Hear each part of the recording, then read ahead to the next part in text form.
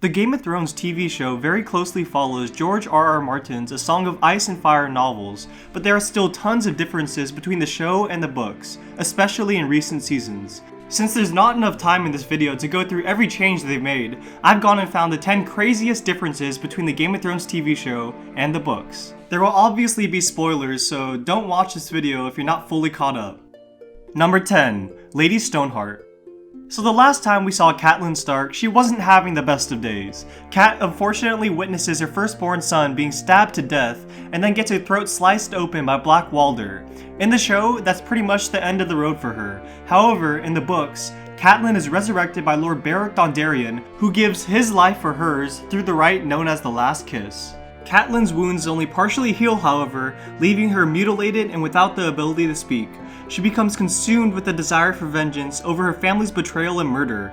Cat thereby becomes known as Lady Stoneheart and assumes command of the Brotherhood Without Banners. While leading the Brotherhood, Stoneheart's outlaws come upon a small party led by Brienne of Tarth, who informs her that she is searching for Sansa at the behest of Jaime Lannister. Stoneheart says that Brienne has turned traitor, as she carries Oathkeeper, a Lannister sword forged from the Stark Valyrian steel blade Ice. Brienne swears she is still faithful, but Stoneheart insists that she must prove it, and says, "Take the sword and slay the Kingslayer, or be hanged for a betrayer." Brienne refuses, but just before she, Hal Hunt, and Podrick Payne are to be executed, she shouts out "sword," thereby saving their lives. Number 9. Mance Rayder. Mance Rayder's death in the series is exactly as it is in the books, except in the books, he doesn't really die. Having been burnt at the stake and put out of his misery by the mercy of Jon Snow's arrow, it later emerges in the books that the victim was not Mance Rayder at all, but rather the wildling general Rattleshirt, whom Melisandre had used magic to disguise. Mance Rayder is then instrumental in Theon's escape from the Boltons at Winterfell. Later, it is reported in a letter to Jon, purportedly from Ramsay Bolton, that Mance has been captured. Ramsay claims that Mance has been thrown in a cage which is exposed to the elements, and that the 6 spearwives that came with him have been killed and skinned. Mance is allegedly being forced to use their sewed together skins in the cage as his only source of warmth. Number 8. Ramsay and Sansa. This is one of the most obvious and certainly one of the most controversial changes from the books. In George R.R. Martin's version of events, the Lannisters pass off a Stark family friend, Jane Poole, to the Boltons as collateral for an important alliance, convincing the Boltons that Jane is actually Arya. In HBO's Game of Thrones, the only time we ever see Jane is in the series premiere. Instead, Sansa herself marries Ramsay Bolton in Season 5 as a way for Littlefinger to increase his power. Keeping with the theme of the novels, in which Ramsay holds Jane hostage and relentlessly tortures her, in the show he rapes Sansa while Theon watches on in horror. Number 7. Ramsay is way worse in the books. So I think we can all agree Ramsay was a very bad dude. He flayed his victims, murdered Roose Bolton, fed Walda and her baby to his dogs, and chopped off Theon's dick. I mean, that's pretty much the worst thing that can ever happen to a man. If your little buddy ever gets detached from your body, it's game over. Period. But despite all these things, the book version of Ramsay Bolton is an even crueler and more frightening character. In the books, Ramsay kills all of Roose Bolton's sons because they were a threat to him becoming the heir to House Bolton. He also rapes, flays, and kills the woman he hunts. If they were a good sport about it, he would flay them after they were already dead, but if they didn't give him much sport, he obviously flayed them alive. If that's not enough, the book version of Ramsay forces his wife, Jane Poole, to have sex with his dogs. Just imagine if they put that one in the show. All I know is Sansa got off real fucking easy. And finally, in addition to mutilating Theon's dick, Ramsay also cut off 4 of his toes and 3 of his fingers. Just fucking brutal. Number 6. Jojen Reed. Jojen Reed met his end on the show when a very sneaky wight stabbed him multiple times in the chest.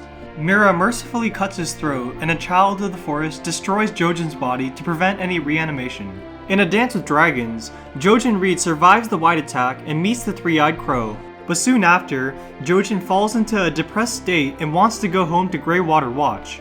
In a conversation with Bran, Mira implies that Jojen has had a green dream of his fate when he returns home. Supposedly, green dreams do not lie, and Jojen's return home means almost certain death. Number 5. Aegon Targaryen.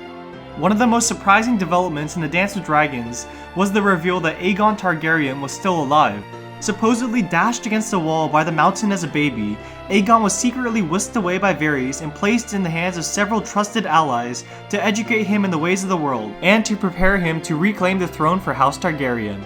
Not only does the presence of another Targaryen further muddy the line of succession to the Iron Throne, it also gives us a proper answer as to just what Varys and his schemes have been for all this time. It seems like it may have been one development too far for the show though, as there's no indication of the series covering it. Number 4. Shireen. This tragic sequence was one of the most buzzed about moments of Season 5, both because of the depravity of the moment, and because it's just something that hasn't happened in the books, yet. Stannis Baratheon's daughter Shireen was, in so many ways, a rare symbol of light and goodness in the Game of Thrones world. So it was especially cruel when he chose to take heed of Melisandre's warning and sacrifice her to increase his power. He burned his own daughter alive and stood by as she screamed and begged for her life. How heartless can you get? Nothing like this moment has happened in Martin's Westeros, which has fans speculating as to whether the show just released a major spoiler for future books. Number 3. Jorah Mormont. Just as in the show, Jorah is a spy for the Lannisters who was told that providing information on her whereabouts would end his exile. However, he falls in love with Daenerys, asks for her hand, and attempts to kiss her in the books. Each time she puts him off. When she learns of his betrayal, she sends him on a dangerous mission to marine that he survives. Daenerys is ready to forgive Jorah's espionage, but she exiles him for undermining her leadership. Like in the show, Jorah encounters Tyrion and attempts to bring him back to Daenerys to get back in her good graces, but during their journey to Meereen, they are captured and ultimately end up with the Second Sons. One final important thing to note is that there is no indication of Jorah being infected with grayscale in the books. Number 2. Tyrion's journey to Meereen. In the books, when Tyrion flees King's Landing after killing his father, he doesn't leave with Varys. He recuperates with Illyrio Mopatis as seen in the show, but he sets off for Meereen not with Varys, but with a set of traveling companions that include two named Griff and Young Griff.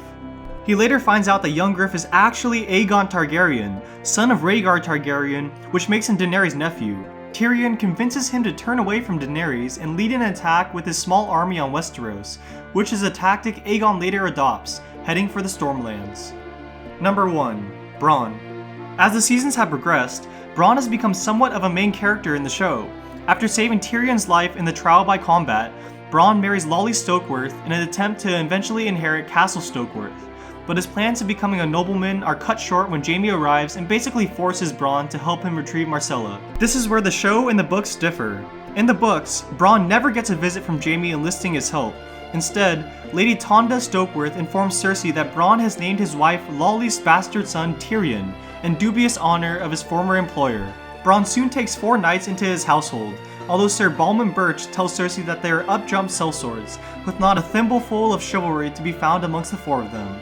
This leads Queen Cersei to fear that he is still in league with Tyrion, and causes Cersei to conspire with Bran's good sister False Stokeworth and her husband Balman to have Bran killed. Sir Balman then challenges Bran to a duel, but Bran kills Balman using dirty tactics. Claiming to be Lord Stokeworth, he expels Lady False from Castle Stokeworth. After the death of False at the hands of Qyburn, Lolly's becomes the official Lady of Stokeworth with Bran as their lord. Alright guys, thanks for watching this video. I hope you learned some interesting new things about the differences between the Game of Thrones books and the show. Please leave a like, please subscribe, and leave a comment telling me if you want a part 2 to this video, as I couldn't fit all the differences in this short time frame. Alright, peace!